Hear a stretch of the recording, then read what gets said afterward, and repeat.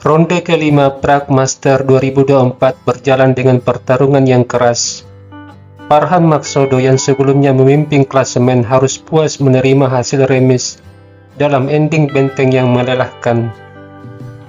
Di langkah ke-78, meskipun Richard Rapport unggul dalam jumlah pion, tetapi Farhan Makshodo berhasil memaksa hasil remis dengan melakukan skak berulang kali.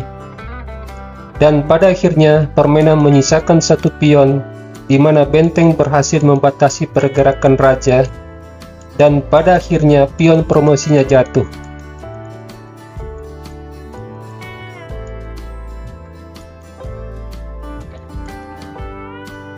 Sementara itu, Nonirbet Abdusattorov berhasil memimpin klasemen sendirian dengan victory point 4, disusul pecatur Iran Farhan Makshodo 3,5 poin dan Richard Rapport 3 poin.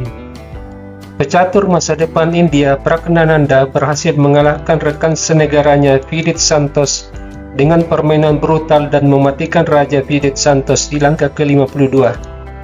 Permainan Nonirbek Abdusattorov versus Mateusz Bartel dari Polandia berlangsung dalam tema Sisilia.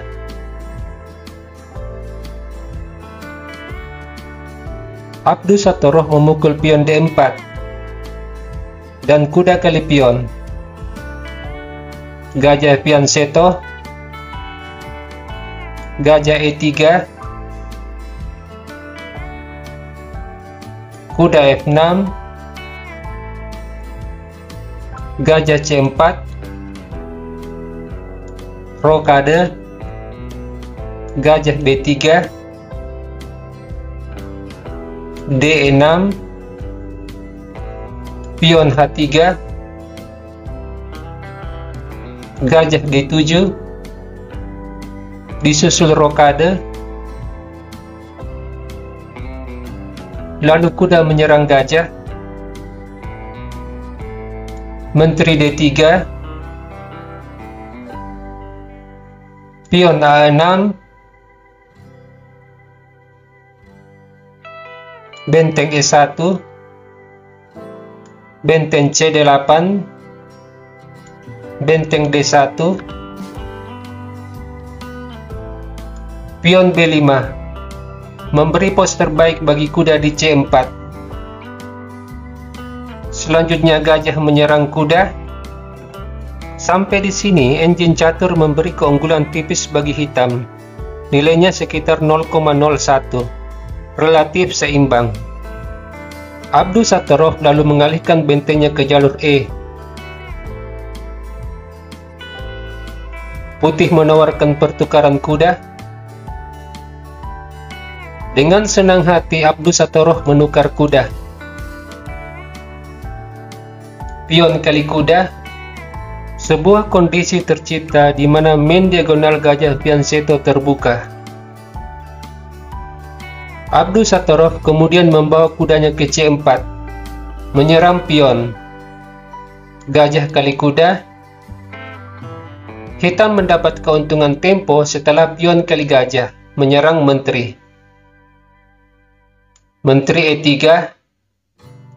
Abdusattorov dengan cerdik membawa menterinya ke A5, menekan dua pion sekaligus. Menteri E4, menteri kali pion, menteri H4, membuka jalan bagi benteng menyerang pion. Tetapi Abdusattorov tidak peduli. Dia lantas memukul pion B2, menciptakan pion bebas di jalur A. Dan Mateusz Bartel terjebak dengan gajah kali pion. Ini membuat Abdusattorov mendorong pion H6. Posisi yang membuat gajah dalam keadaan dilema. Sebab gajah kini tidak bisa kembali ke G5. Jika gajah F6, benteng ditukar. Benteng kali benteng, pion G5.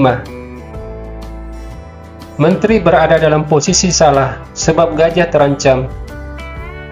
Putih bisa saja mencoba kuda C6.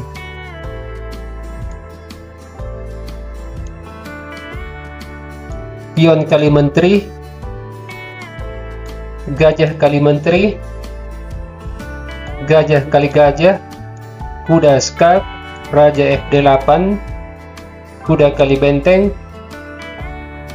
gajah kali kuda. Berat bagi benteng melawan sepasang gajah. Kita kembali.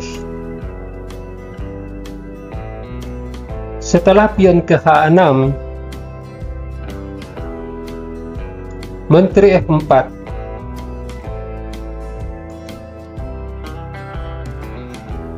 dan langkah yang kuat dari Abdusattorov, gajah A4, menyerang pion. Matthias Bartel lalu membawa kudanya ke C6, melindungi gajah. Abdusattorov menyederhanakan bangunan catur dengan menukar gajah dan kuda. Pion kali gajah, benteng kali pion, hitam kini unggul 2 pion. Kemudian Bartel tergoda untuk mengambil pion D6, sebuah langkah blunder. Abdusattorov lalu menyelesaikan dengan benteng kali benteng. Benteng juga memukul. Menteri kali pion,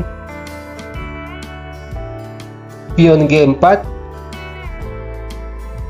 benteng kembali ke baris D8, menteri F3, disusul menteri B3,